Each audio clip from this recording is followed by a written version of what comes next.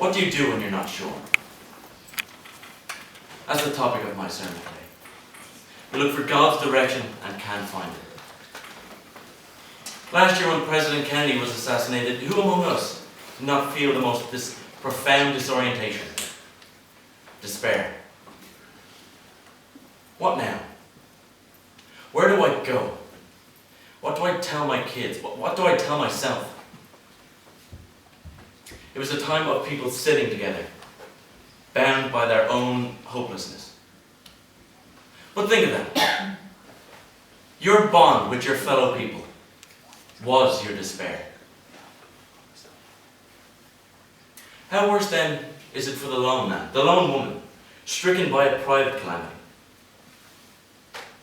No one knows I'm sick. No one knows I've lost my last real friend. No one knows I've done something wrong. You see the world as if through a window. On one side, happy, untroubled people. On the other side, you. Something has happened. You have to carry it and it is incommunicable. And for those so afflicted, only God knows their pain. Their secret. The secret of their alienating sorrow. I want to tell you a story. A cargo ship was drowned and all her crew was lost. Only this one sailor survived. He built a raft with some spars and, being of a nautical discipline, turned his eyes to the heavens and read the stars. He set a course for home and, exhausted, fell asleep. That night, clouds rolled in and blanketed the heavens. For the next 20 days and nights, he sat there, unable to reckon his way home. And as the days rolled on, and he starved with fever and thirst, he began to have doubts. Had he set his course right? Had he read the stars right, or was he lost and doomed to a terrible death? No way to know. The message of the constellations, was it just a mirage of his desperate circumstance, or had he seen truth once and had to go on without further reassurance? This was his dilemma, on a journey without end. There are some of you in church today who know exactly the crisis of faith I describe now. And I want to say to you one thing. Doubt can be a powerful bond as certainty. When you are lost, you are not alone. In the name of the Father, the Son, and the Holy Spirit, amen.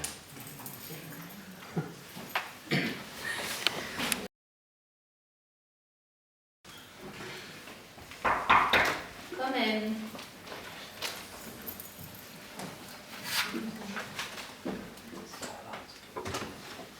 A few moments this time.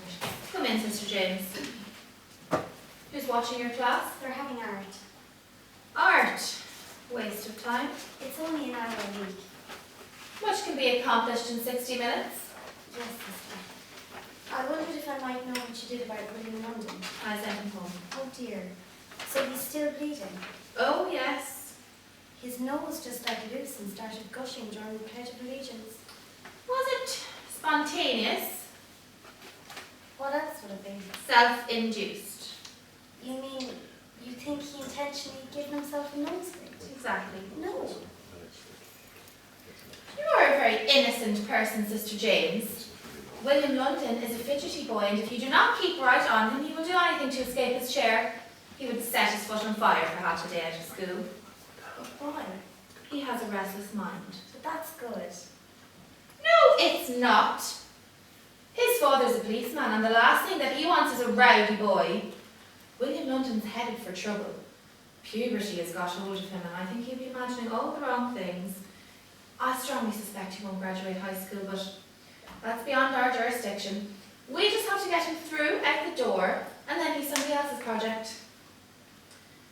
Are you in control of your class? I think so. Normally more students are sent down to me. I try to take care of things myself. That can be a mistake. You are answerable to me, I to the Monsignor, he to the Bishop, and so on up to the Holy Father. There's a chain of discipline, make use of it. Yes, sister. Donald Muller doing? Steady. Good. And that girl Linda Conte? Have you seated her away from the boys? As far as space permits. I'm afraid it doesn't do much good.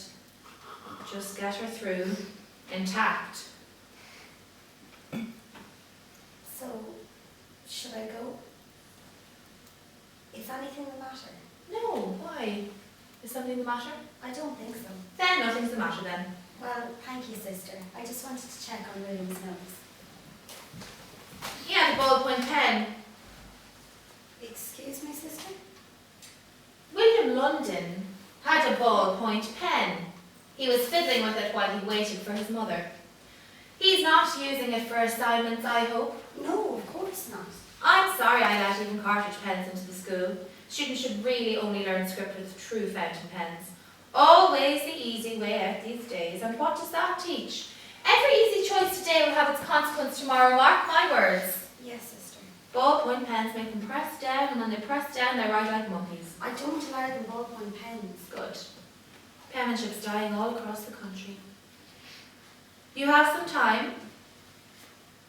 Sit down. You might as well have a talk.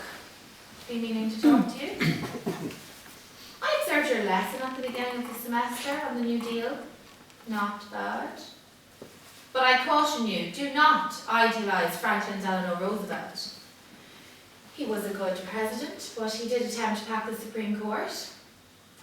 I do not approve of making heroes of lay historical figures. If you want to talk about saints, do it in religion.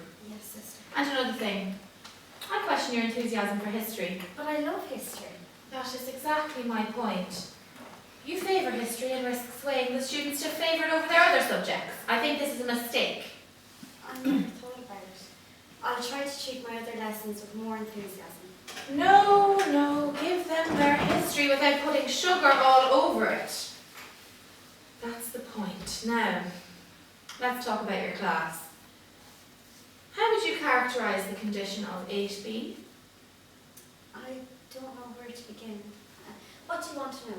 Well, let's begin with Stephen Inzio. Stephen Inzio has the highest marks in class. Noreen Horn. The second highest marks. Brenda McNulty. Third highest. You see, I am making a point to Sister James. I know that Stephen Inzio, Noreen Horn and Brenda McNulty are 1, 2 and 3 in your class. School-wide, we have 48 such students each class period. I make it my business to know all 48 of their names. I do not say this to aggrandize myself, but to illustrate the importance of paying attention. You must pay attention as well. Yes, sister. Now, do you stay when the speciality instructors come in? Yes. But you're here now while they're having art. I was a little concerned about William's nose. Right, okay, but you have art in class. She comes in, Mrs. Bell, yes. And you take the girls down to the basement for dance with Mrs. Shields. On Thursdays. Another waste of time? But everybody loves the Christmas pageant. I don't love it. Frankly, it offends me. The girl playing Our Lady last year was wearing lipstick. But I was waiting in the jade for that. I was waiting in the wings for that little jade. Then there's music. Another waste of time. That woman with the portable piano, what's wrong with her neck? Some sort of porter or woman. Oh yes, Mrs. Carolyn. That's right. Used to have a sister teaching that. Not enough sisters. What else? Physical education and religion. And for that, we have Father Flynn. 2 hours a week. Do you stay for those? Mostly. Unless I have reports to What do you finish. think of Father Flynn? Oh, he's a brilliant man. What a speaker. Yes. His sermon this past Sunday was poetic. He's very good too at teaching basketball. I was surprised. I wouldn't have thought a man of the cloth, the personality type for basketball. But he has a way he has, very natural, dribbling and shooting. Yes. What do you think his sermon was about this past Sunday? What? Well, what do you think he was talking about? Well, doubt. He was talking about doubt. Yes, why? Excuse me, sister? Well, sermons come from somewhere, don't they? Is Father Flynn in doubt? Is he concerned somebody else is in doubt? I suppose you'd have to ask him. No, that would not be appropriate. He is my superior. If he were troubled, he should speak to Monsignor or another priest. We do not share intimate information with priests. I'm a little concerned. About what? The time our class will be over in a few minutes. I should go up. Have you noticed anything, Sister James? About what? I want you to be alert. I'm not sure I'm following you, sister. I'm sorry I can't be more forthright. It's just, I don't want to cause an issue by saying it. I can just say that I'm concerned, perhaps needlessly, about matters in St. Nicholas School. Academically? I wasn't inviting a guessing game. Just pay attention to your class. Well, of course I'll pay attention to my class. And I'll try not to perform. And I'll try to be less innocent. Please, sister, I'm so sorry you're disappointed with me. I will try my best, honestly. Look at you. You'd trade anything for a warm look, wouldn't you? I'm telling you, here and now, I want to see the starch in your character cultivated. If you are looking for reassurance, you will be fooled. If you forget yourself and study others, you will not be fooled. It's important. Now, one final matter and then you really must get back. Sister Veronica is going blind. Oh, how horrible. Yes. It's not generally known. And I don't want it known. If they find out in the rectory, she'll be gone. I can't afford to lose her. So, if you see her trying to walk along the stone path, for the love of heaven, lightly take her hand as if in fellowship and see that she doesn't destroy herself. All right. Go.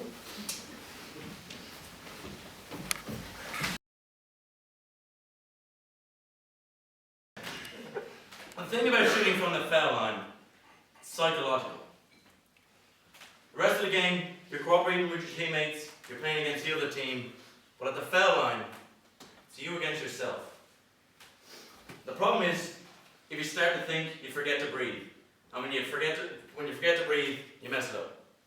So, what you want to do is, I want you to come up with a routine. You gotta breathe. You gotta relax. Actually, this is something for you to watch, Jimmy. You stand like a parking meter.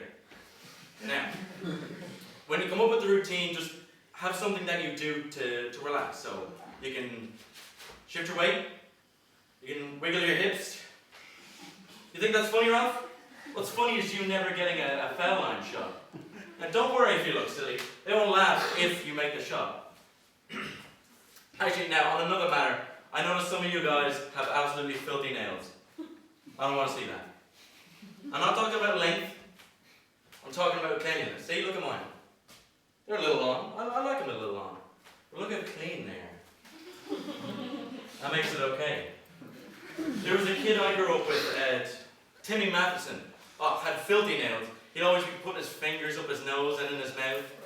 Learn to listen. This could be important.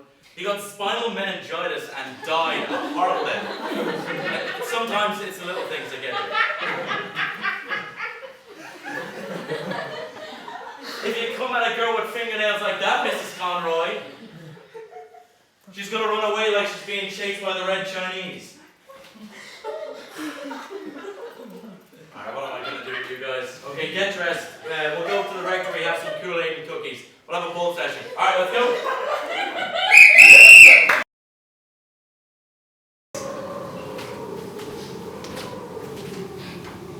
Good afternoon, sister.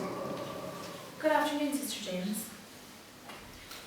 Mr. McGinn pruned this rose bush, which was the right thing to do, but he neglected to save it from the frost. Have we had a frost? When it comes, it's too late. You know about gardening? A little. Where's your class? The girls are having music. And the boys? They're in the rectory. With Father Flynn. Yes. He's giving them a talk. And what subject? How to be a man. Well, if sisters were permitted in the rectory, I would rather like to hear that talk. I I don't know how to be a man. I'd rather like to know what's involved. Have you ever given the girls a talk on how to be a woman? No, I wouldn't be confident. Why not? I just wouldn't. I took my vows at the beginning. At the beginning. The founder of our order, the Blessed Mother Seton, was married and had 5 children before embarking on her vows. I've often wondered how she managed so much in one life. Life perhaps is longer than you think. The dictates of the soul more numerous. I was married. You were? You could at least hide your astonishment. I didn't know. But I'm like you. I'm not sure I would feel competent to lecture tittering girls on the subject of womanhood. I don't come into this garden often. What is it, 40 feet across? Convent here, rectory there. We may as well be separated by the Atlantic Ocean. I used to potter around in this garden. Until Monsignor Benedict started doing his reverie at quixotic times, and we are rightly discouraged from crossing paths with priests unattended. He is 79, but nevertheless. The Monsignor is very good, isn't he? Oh yes, but he's oblivious. To what? I'm not sure he knows who the President of the United States is. I don't mean him any disrespect, it's just that he's otherworldly in the extreme. Is it that he is innocent, Sister Aloysius? You have a slyness at work, Sister James. Be careful of it. Now, how is your class, actually? How's Donald Muller? He's 13th in class. I know. Sufficient. How's he settling in? He has no friends. That would be a lot to ask after only 2 months. Has anyone hit him? No. Well, someone will, and when they do, send them right down to me. I'm not so sure someone will. There is a statue of St. Patrick on one side of our church altar and a statue of St. Anthony on the other. This parish services Irish and Italian families. Someone will hit Donald Muller. He has a protector. Who? Father Flynn.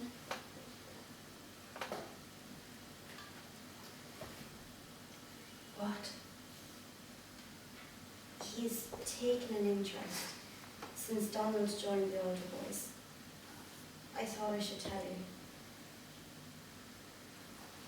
I told you to come to me. But I hoped you never would. Maybe I shouldn't have. I knew once you did, something would be set in motion. So, it's happened. What? I'm not telling you that. I'm not certain what you mean. Yes, you are. I've become more cold in my thinking, like you suggested. I feel I've lost my way, little sister. I had the most terrible dream last night. I want to be guided by you and responsible to the children, but I want my peace of mind. I must tell you, I've been longing for the return of my peace of mind. Well, you can't have it. It is not your place to be complacent. That is for the children. That is what we give them. I'm starting to understand you a little. But it's so unsettling to look at things and people with suspicion. I feel less close to God. When one takes a step to address wrongdoing, one is taking a step away from God. But in His service, it is hard and thankless work. I've become more reserved in class. I feel separated from the children. That's as it should be. But I feel wrong. And about this other matter, I've no evidence. I'm not so sure anything's happened. We can't wait for that. But what if it's nothing? Then it's nothing. I don't mind being wrong, but I doubt I am. Then what can we do? I don't know. You know what to do. I don't know what to do. There are parameters in place that protect him and hinder me. But he can't be saved if it's established. I doubt he could recover from the shame. What have you seen? I don't know. What you seen? He took Donald to the rectory. What for? A talk. Alone? Yes. When? A week ago. Why didn't you tell me? I didn't think that there could be anything wrong. I never thought that anything could be wrong. Well then, why? Do you look as if you've seen the devil? It's just the way the boy acted when he returned to class. He said something? No, it was his expression. He was frightened. He laid his head on the desk in the most peculiar way. And one other thing. I think there was alcohol on his breath. There was alcohol on his breath.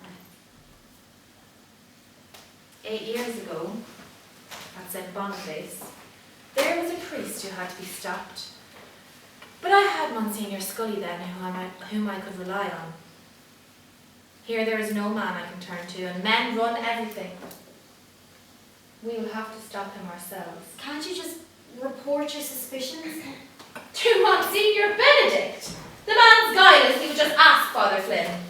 Well, would that be such a bad idea? And he would believe whatever Father Flynn told him. He would think the matter suppressed. Well, maybe that's all that needs to be done. If it's true, if I had done something awful and I were confronted about it, I'd be so repentant. Sister James, my dear, you must really try to think of somebody less innocent than yourself. A man who would do this has already denied a great deal. If I tell Monsignor Benedict and he accepts Father Flynn's rebuttal, that's it. The matter is suppressed. Well, then tell the bishop. That you saw a look in the boy's eye? That perhaps you smell something on his breath. Monsignor Benedict thinks the sun rises and sets on Father Flynn. You would be branded an hysteric and transferred. We can ask him. Who? The boy, Donald Muller. He'll deny it. Why? Shame. You can't know that. And if he does point the finger, how do you think that would be received in this community? A black child? No. I'm going to have to think this through. Get Father Flynn into my office under pretext. Try to force the matter. You will have to be there. I can't. Why? You're squeamish? I'm not equipped. I would be so embarrassed. I couldn't be present if the topic were to be spoken of.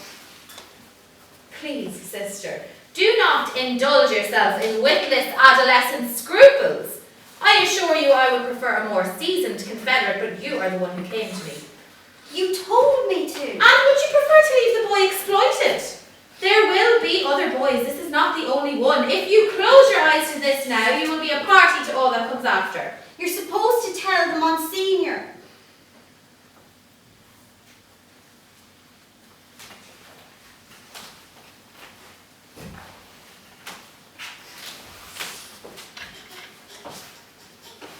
The boys are coming out of the rectory. They look smug, like they was secret.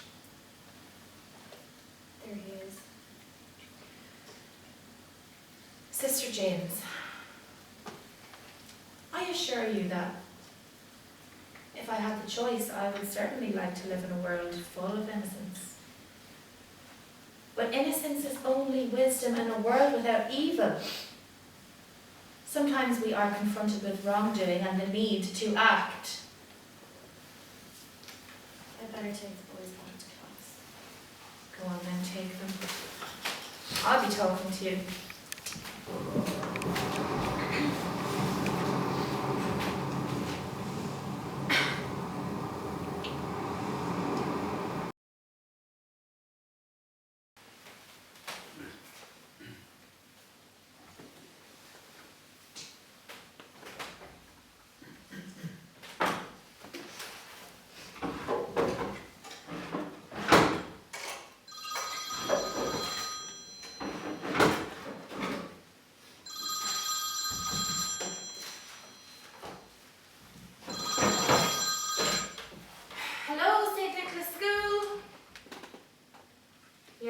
thank you for calling me back, Mr. McGinn.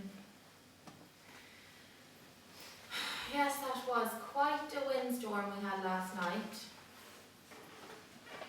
No, I didn't know that you were in Ireland until there was a great windstorm.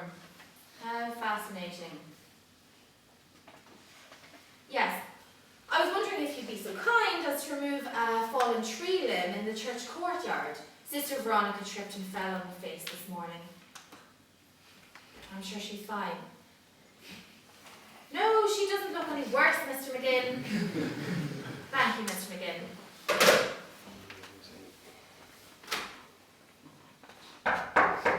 Come in.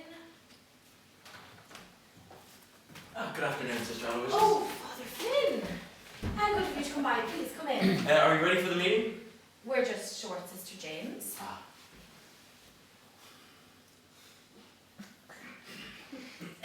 Did you hear that windfall last night? Oh, I certainly did. Could you imagine what it must have been like on the frontier days?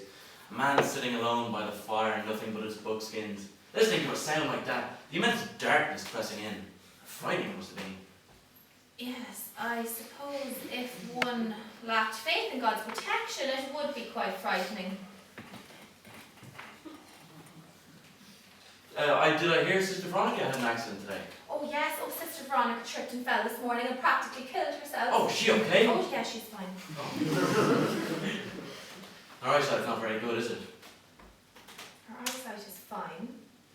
Nuns fall, you know. No, I didn't know that. It's a habit. It's a habit. No.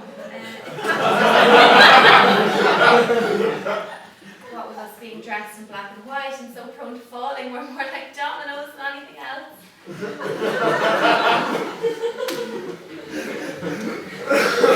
Will I pass the time? Oh, not at all. Sister Aloysius and I were just having a nice chat. Good morning, sister.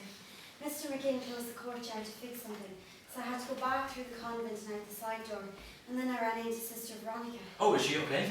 She just has a bit of a bloody nose. I'm beginning to think you're punching people. Well,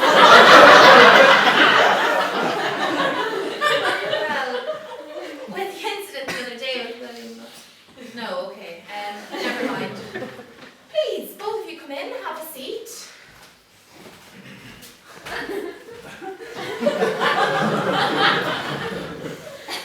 I actually have a hot pot of tea. Would you like a cup of tea? Oh, I'd love a cup of tea, thank you. Okay.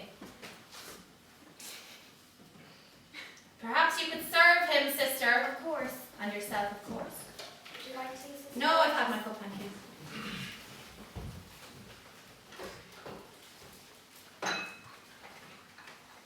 Is there sugar? Sugar! Yes, probably here somewhere in the drawer. I just put it away for Lent last year and forgot to take it out. Oh, mustn't have been much to give up then.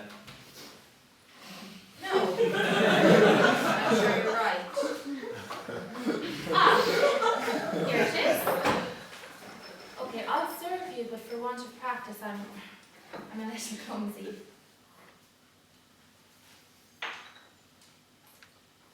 Your fingernails! Oh, yes, Ed. I like to wear them a little long. Sugar? Oh yes, 1, 3. 3 sugars. Yes, sweet tooth. 1, 2, 3. Sister, do you take sugar? Never. Not that there's anything wrong with sugar. Thank you. Alright, let's get down to it. Father Flynn, thank you very much for coming to talk to us today about the Christmas pageant. We're at our wits' end. Oh, it's no problem at all. I think it's an excellent idea to rethink the Christmas pageant. Last year's effort was a little woebegone. Oh, but I love the Christmas pageant. I love all Christmas pageants. The Nativity, the birth of our Saviour, and the Christmas hymns. O Little Town of Bethlehem, and Come, Come. Thank you, Sister James. Sister James will be co-directing the pageant this year with Mrs. Shields. So, Father, is there anything new we could do? What do you think? Well, we all have the Christmas hymns, but I think including a secular song might be nice and jolly. Secular. Yeah, it's beginning to look a lot like Christmas, something like that. What would be the point in performing a secular song? Fun. Or Frosty the Snowman. Oh, that's a good one. We could have one of the boys dressed up as a snowman and dance around. Which one of the boys? Would you try it? Frosty the Snowman espouses a pagan belief in magic. The snowman comes to life when he puts a magic hat on his head. If the music were more somber, people would realise that the images are disturbing and the song heretical. I never thought about Frosty the Snowman like that. It should be banned from the airwaves. No Frosty the Snowman, then. I don't think so. It's beginning to look a lot like Christmas, which is fine, I suppose. The parents would like it. What are you writing down there? With that ballpoint pen? Just an idea for a sermon. Oh, you had one just now. I get them all the time. How fortunate. I tend to forget them, so I like to write them down. What is the idea? Intolerance? Would you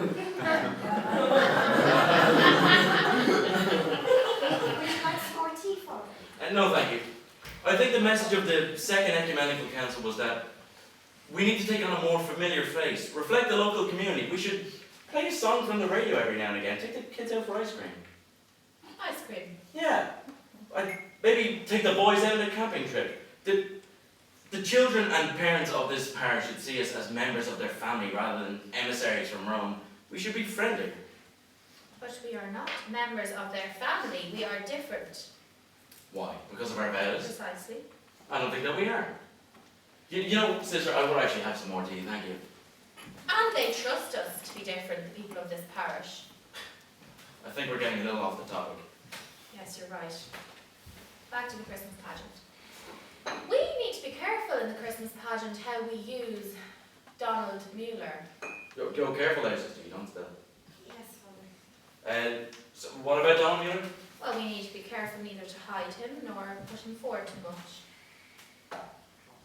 Because of the colour of his skin. That's right. Why?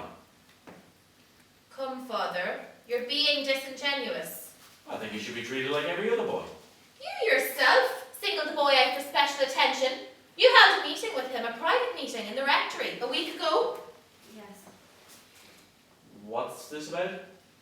Donald Muller? Did he say something? The boy was upset when he returned to class. Well, what did he say?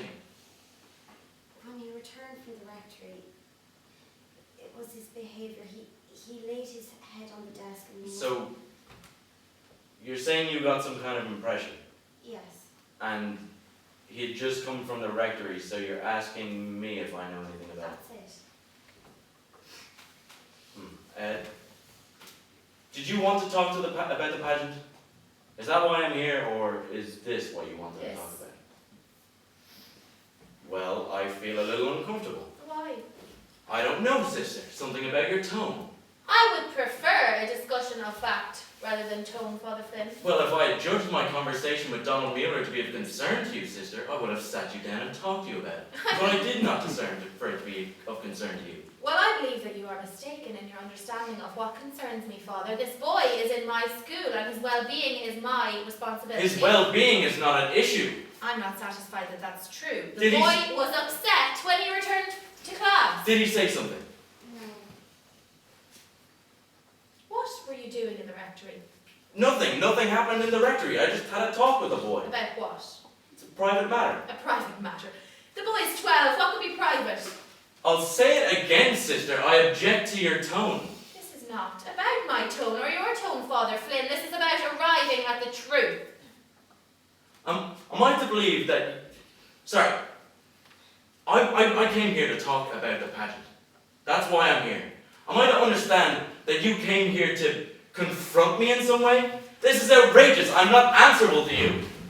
Father Flynn, I am not accusing you of anything. I am merely asking you to tell me what happened in the rectory. I do not wish to continue this conversation at all further, and if you are dissatisfied with that, I suggest you speak to Monsignor Benedict. I can only assume that your outlandish behaviour today is the result of overwork.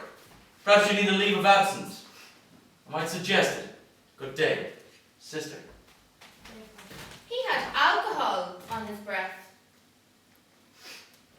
when he returned from his meeting with you.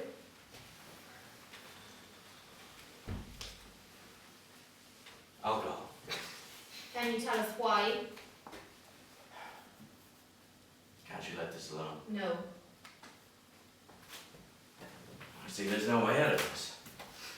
Take your time, Father. Would you like some more tea? You should have let this alone. Not possible.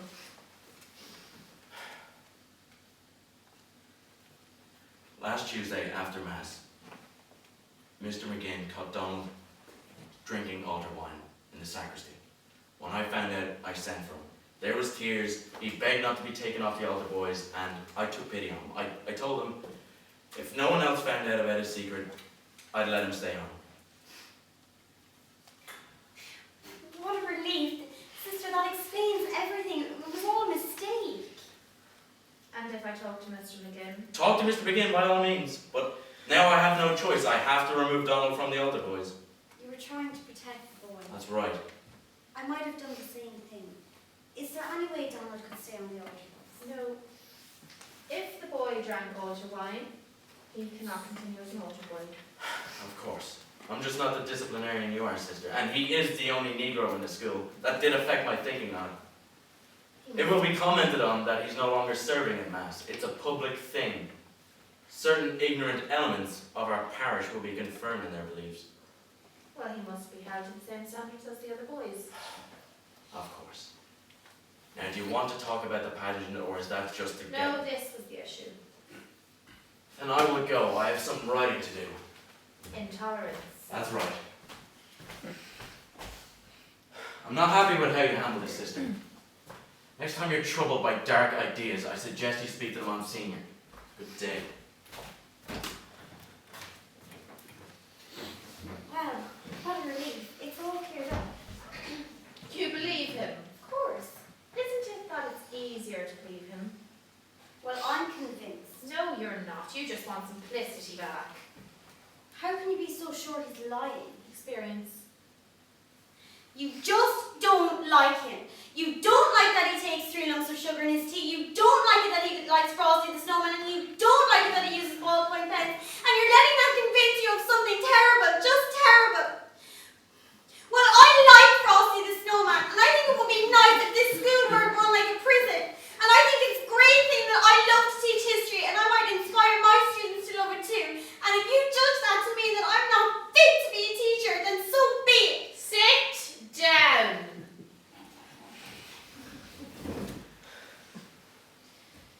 In ancient Sparta, important matters were decided by who shouted the loudest.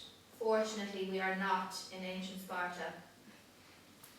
Now, do you honestly believe the students of this school to be treated like inmates in a prison? No. Actually, by and large, they seem fairly happy.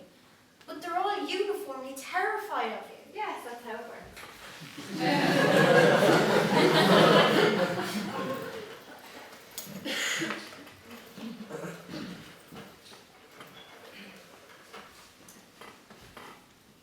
Yes, hello. This is Sister Aloysius Bouvier of St. Nicholas School. I'm looking for Donald Muller's mother, Mrs. Muller. Yes. I'd like you to come into the school yourself and your husband to speak about Donald. When would be convenient?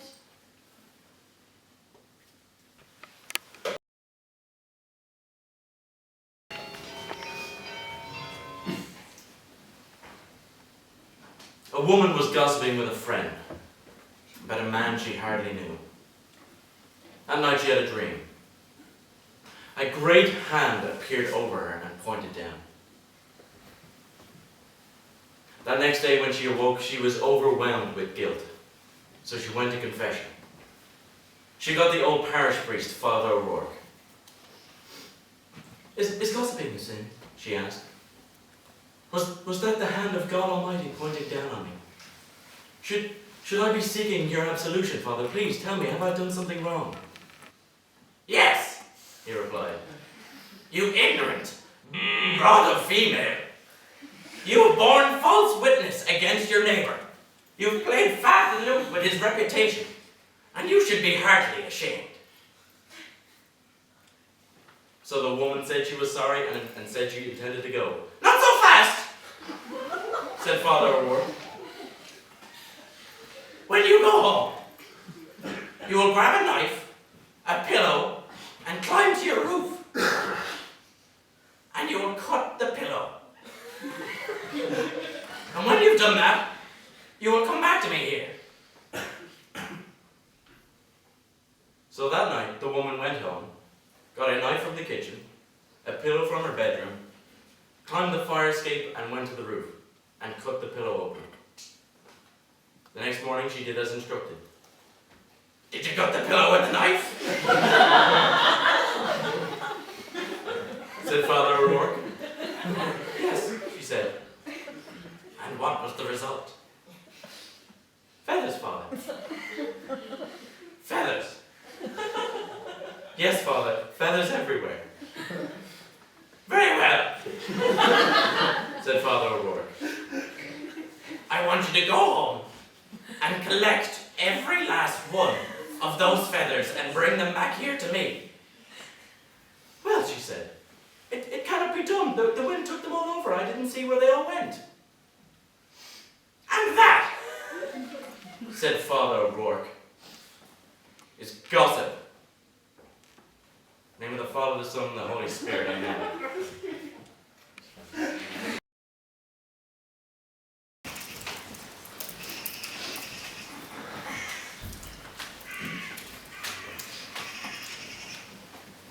Good afternoon, sister. Good afternoon, Father. What's that bird complaining about? What kind of bird is that? A starling? A graggle? A crow? Of course you're right. Are you praying? I didn't mean to interrupt. I'm not praying, no. You seem subdued. I can't sleep. No, why not? Bad dreams. Actually, one bad dream. And then I haven't been able to sleep right since. What about it? I look in the mirror and there's a darkness where my face should be. It frightened me. I can't sleep on occasion. No. Do you see that big hand pointing a finger at you? Yes, I do, sometimes. Was your sermon directed at anyone in particular? What do you think? Did you make up that story about the crow? Yes. You write your stories to illustrate. That's an edition of the Cartan. Aren't things that actually happen in life more worthy of interpretation than a made-up story? No. What happens in life is beyond our understanding. The truth makes for a bad sermon. It tends to be confusing and have no real clear conclusion. I received a letter from my brother in Maryland yesterday. He's very sick. Maybe you should go see him. I can't leave my thoughts.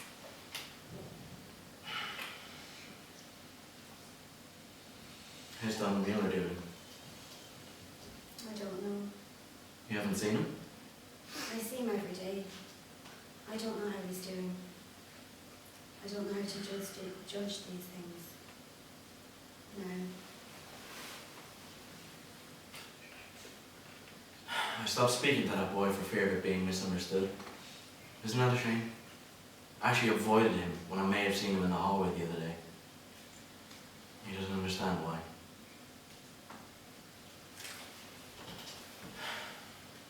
I noticed you didn't come to me for confession. No, I went to Monsignor Benedict. He's very kind. I wasn't. It's not that. As you know, You're against me. no, You're not convinced? it's not for me to be convinced one way or the other. Sister Aloysius. Are you just an extension of her? She's my superior. But what about you? I wish I knew nothing about whatever it is. I wish the idea had never entered my mind. How can you take sides against me? It doesn't matter. It does matter. There's no substance to any of this. The most innocent actions can seem horrible and a poisoned mind. I had to throw that boy off the altar and he's devastated. And the only reason I haven't gone to the Monsignor is I don't want to tear this school apart. And Sister Aloysius would certainly lose her position if her accusations were to be made known, since they're baseless. You'd probably lose your position as well. Are you threatening me? What do you take me for? No. I want to believe you. Then do. It's as simple as that. She's determined. To do what? Protect the boy. It's me who cares about that child, not her. Has she given out her hand in help to that child or any child? She's like a block of ice. Children need warmth, kindness and understanding. What does she give them? Rules. That black boy is not going to make it unless we help. And if she was to have it her way, he'd be left to his own undoing. Why do you think he was in the sacristy drinking wine that day? He's in trouble. But I won't let her keep this parish in the dark ages, and I'm not going to let her destroy my sense of compassion. I'm sure that's not her. I care about this congregation. I know you do. Like you care about your class. You love them, don't you? Yes. And that's natural. How else do you relate to children? I can look at your face and I can tell your philosophy. Kindness. I don't know. Well, Sister Aloysius' philosophy, do you suppose? I don't have to suppose. She's told me. She discourages warmth. She suggested I be more formal.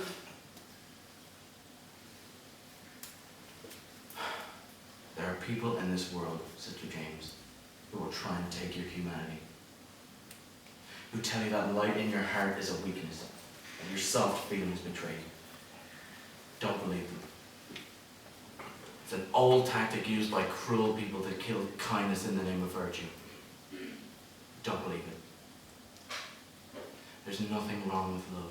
Of course not. And wasn't that the Saviour's message to all of us? Love. Not suspicion, disapproval, and judgment. Love of people.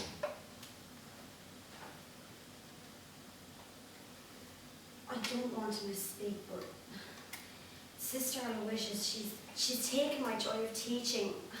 And I loved teaching more than anything. You're all right. I feel everything is upside down. It can feel like that, I know. But you're not alone in life. It happens to many of us. I better go.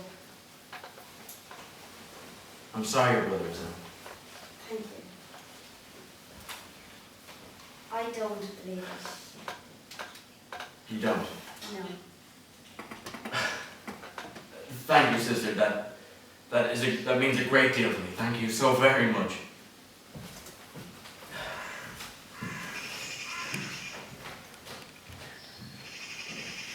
Oh, be quiet.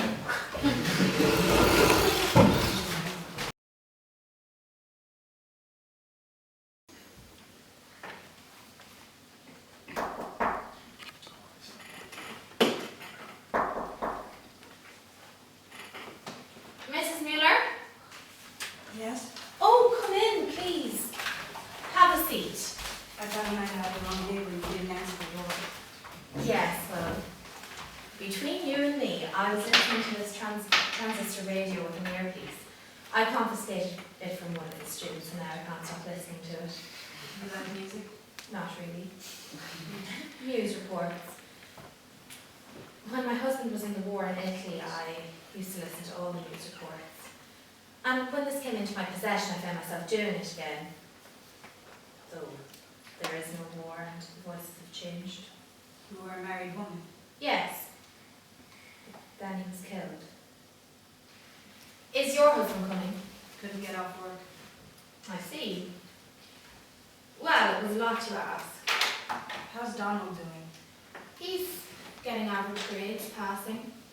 Oh, good. He was upset about getting taken off the altar board. Yes. Did he explain why? He said he was caught drinking wine. Any reason? Well, that seems fair.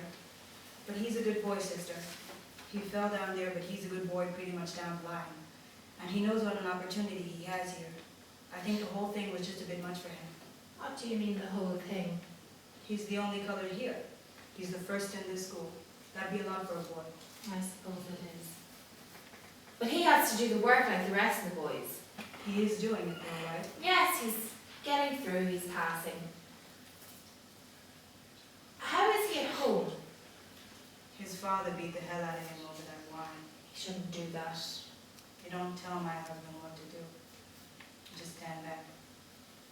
He didn't want Donald to come here. Why not? Thought he might have had a lot of trouble with the other boys, but that hasn't really happened as far as I can make out. Good. That priest, Father Flynn, been looking out for him. Yes. Have you met Father Flynn? Not exactly. No, I seen him on the altar, but I haven't really met him face to face. No, just, heard from Donald.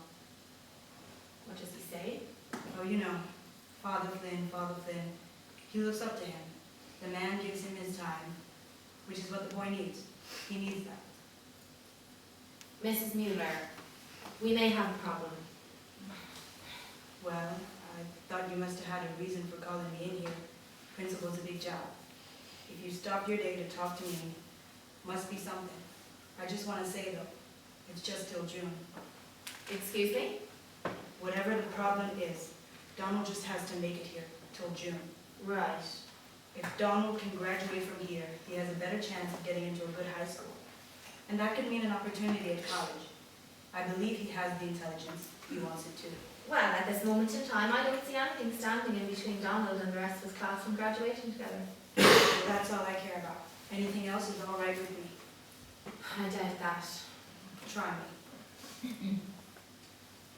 I'm concerned about the relationship between Father Flynn and your son. Concerned. What do you mean, concerned? That it might not be right. Uh-huh. Well, there's something wrong with everybody. Got to be forgiving, isn't that so? I'm concerned, to be frank, that Father Flynn may have made advances on your son. May have made? Well, I can't be certain. No evidence. No. Well, maybe there's nothing to it then. I think there is something to it. I'd prefer not to see it that way if you don't mind. How has Donald been at home? He's been fine. Nothing out of the ordinary? No. All right. Listen, sister, I don't want any trouble, and I feel like you're on the march somehow. I feel like you're getting this all wrong. I think I understand the kind of thing you're talking about, but I prefer not to get into it. What is that? If we're talking about something floating around between this priest and my son, that ain't my son's fault. I'm not saying it is. He's just a boy. I know that. 12 years old. If anyone should be taking the blame, it should be the man, not the boy. I agree with you completely. You're agreeing with me, but I'm the one sitting in the principal's office talking about my son. Why isn't the priest in the principal's office, if you know what I'm saying, and you'll excuse my bringing it up? You're here because I'm concerned about Donald's welfare. I think I'm not? Of course you are. Listen, you honestly think that priest gave Donald that wine to drink? Yes, I do. Then how come Donald got kicked off the altar boys if it was the man that gave it to him? The boy got caught, the man didn't. How come the priest didn't get kicked out of the priesthood? He's a grown man, educated. He knows what's at stake. It's not so easy to pin someone like that down. So you give my son the whole blame. No problem my son getting blamed and punished. That's easy. You know why that is? Mrs. Muller, I really think you should let me talk. You're getting very upset. That's because that's the way it is. You're just now finding out about it, but that's the way it is and that's the way it's been, sister. You don't go against no man in a robe and win, sister. He's got the position. And he's got your son. Well, let him have him then. What? It's just till June. Do you know what you're saying? No more about it than you. I believe that Father Flynn is creating, or has already created, an improper relationship with your son. I don't know. I know I'm right. Why do you have to know something like that for sure when you don't, sister? You got some kind of a righteous cause going with this priest, and now you want to drag my boy into it. My son doesn't need additional difficulties. This man is in my school. Well, he's got to be somewhere. Maybe he's doing some good. You ever think of that? He's after the boy. Well, none of the boys want to get caught.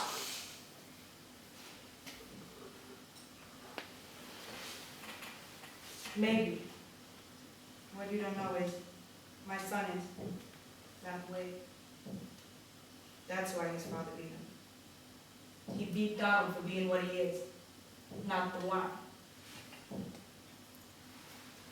What are you telling me? I'm his mother.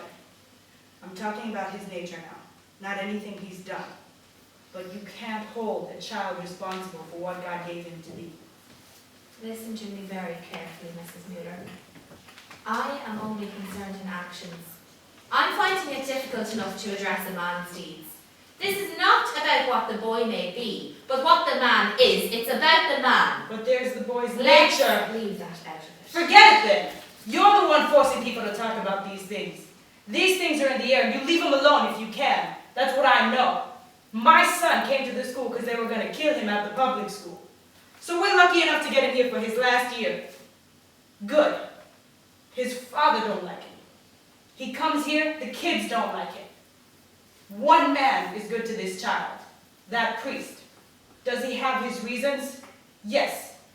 Everybody has their reasons. You have your reasons.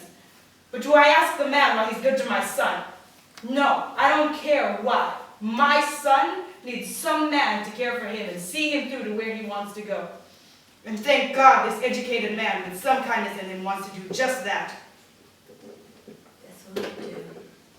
It's just till June. Sometimes things aren't black and white. Sometimes they are, Mrs. Muller. I will kick your son out of this school if that's what needs to be done. Why would you do that, though, if nothing started with him? I will stop this whatever way I must. You'd hurt my son to get your way? Your son will not be the last. If there aren't already more other boys now. Throw the priest out there. That's what I'm trying to do.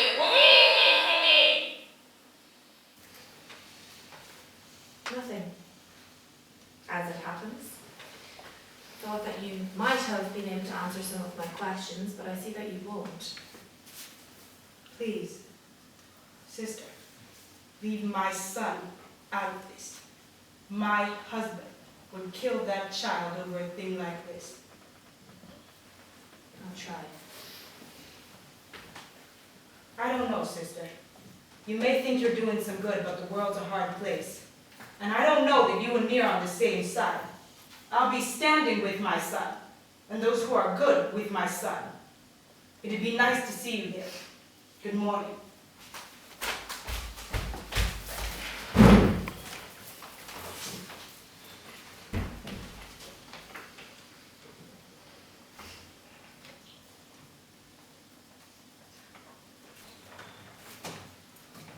May I come in?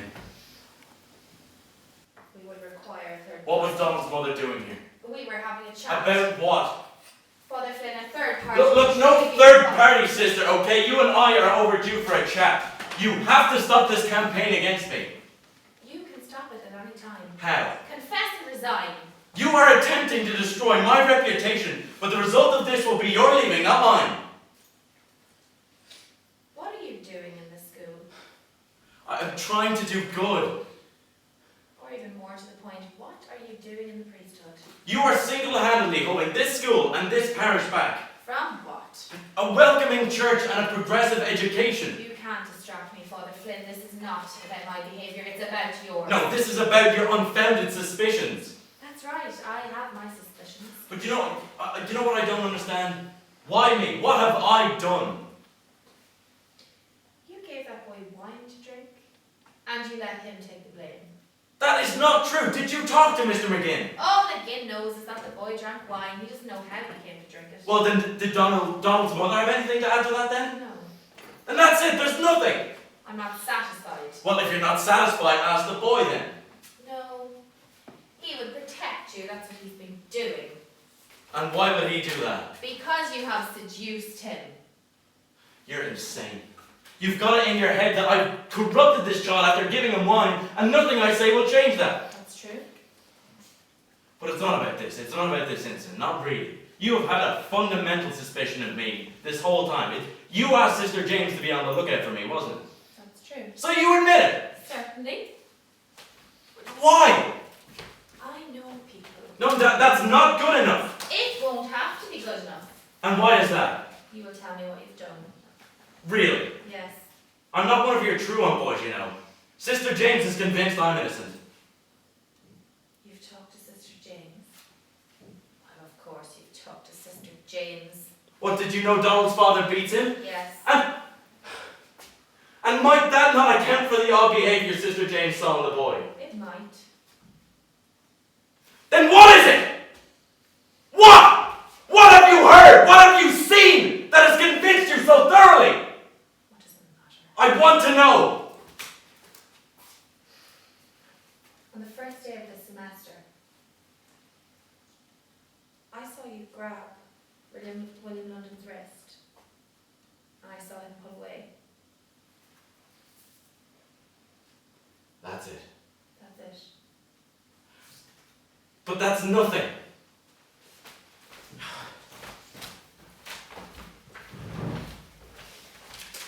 What are you writing now? I'm writing down what you say. I tend to become too flustered during upsetting conversations, and this may be important while I have to explain to Monsignor why you have to be removed as principal of this school. This morning before I spoke with Mrs. Muller, I took the precaution of calling the last parish to which you resigned. What did he say? Who? The pastor. I didn't speak to a pastor. I spoke to a nun. You should have spoken to the pastor. I spoke to the nun. No, that's not the proper route for you to have taken, sister. The church is very clear. You're supposed to go through the pastor. Why? Do you have an understanding, you and he? You have a history for No, it. you have no right to go rummaging through my past. This is your third parish in 5 years. Call the pastor. Ask him why I left. It was I'm perfect. not calling. I am a good priest! And there's nothing in my record to suggest otherwise. You will go after another child until you are stopped. What nun did you speak to? I won't say. I have not touched a child. You have. No, you haven't the slightest proof of anything. But I have my certainty. And armed with that, I will go to your last parish and the parish before that. If necessary, Father Flynn, trust me, I will. I will do whatever it takes if I'm damned to hell. You should know that, or you will mistake me. Now, did you give Donald Muller wine to drink? Have you never done anything wrong? I have. Mortal sin. Yes. And? I confessed it. Did you give Donald Muller wine to drink? Whatever I've done, sister, I've left in the healing hands of my confessor, as have you. We are the same. We are not the same. A dog that bites is a dog that bites. I do not justify what I do and go on. I admit it, desist, and take my medicine. Now, have you given Donald Muller wine to drink? No.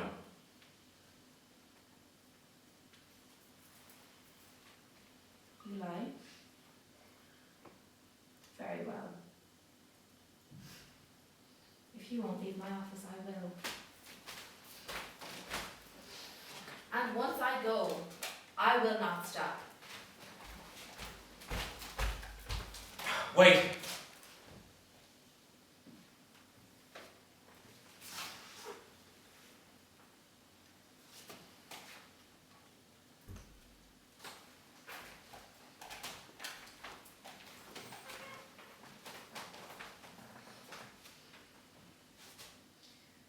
You will request the transfer to another parish. And you will request leave of absence from this church in the meantime. And do what? My life's work Don't. is here. Please, sister, are we people? Am I flesh and blood like you, or are we just ideas and convictions? There are things I can't say, sister, even if you can't imagine the reason. Even if you feel certainty, it's an emotion and not a fact. Please, sister, in the name of my life's work, in the spirit of charity, I put myself in your hands. I don't want you. You would destroy my reputation. You can preserve your reputation. If you say these things, my work in the community will be undone. Your work in the community should be discontinued. You leave me with nothing. That's not true.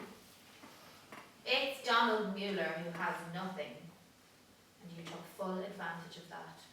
That's not true. I care about that child very much. Why? Because you look at him and empathise with him and talk to him as if he were the same. That child needed a friend. You are a cheat! That warm feeling you get when the boy looks at you with trust is not the sensation of virtue. It can be gotten by a drunkard from his tot of rum. You're a disgrace to the collar. The only reason you're still in the priesthood is the decline of vocations. I can fight you. You will lose. You can't know that. I know that. Have you no compassion? It's nowhere you can get it. Stay here. Compose yourself. Use my phone if you'd like. Good day, Father Flynn. I have no sympathy for you. I know you're invulnerable to true regret. And cut your nails.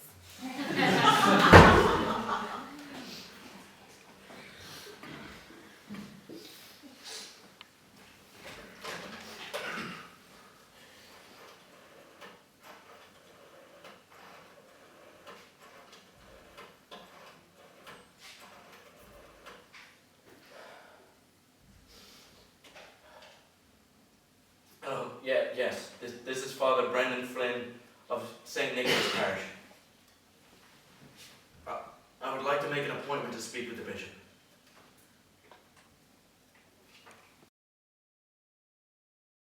Glad. I prayed for him. It was good to get away. I hadn't seen my family in a while. It had been too long. I'm glad you did it. And Father Flynn is gone? Yes. Where? St. Jerome's. So you did it. You got him out. Yes. Donald Muller is heartbroken that he's gone. Can't be helped. It's just till June. I don't think he did anything wrong.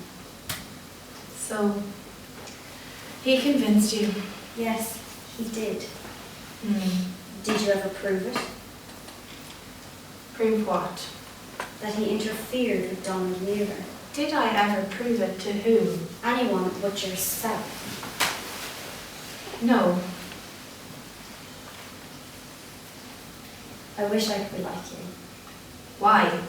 Because I can't sleep at night anymore. Everything is so uncertain to me now. Maybe we're not supposed to sleep so well. They made Father Flynn pastor of St. Jerome's. Who?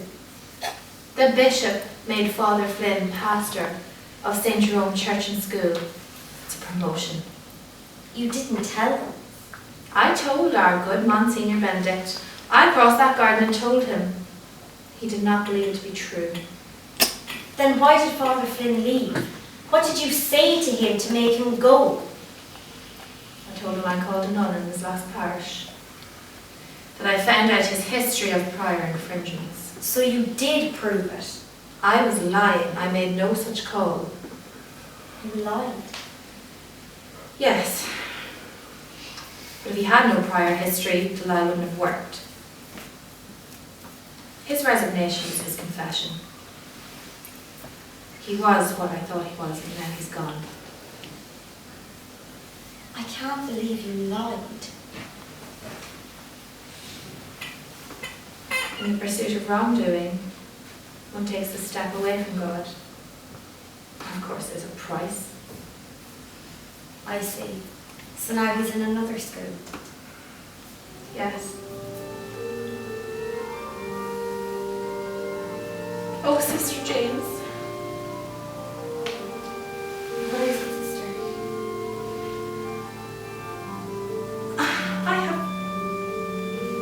I have doubts.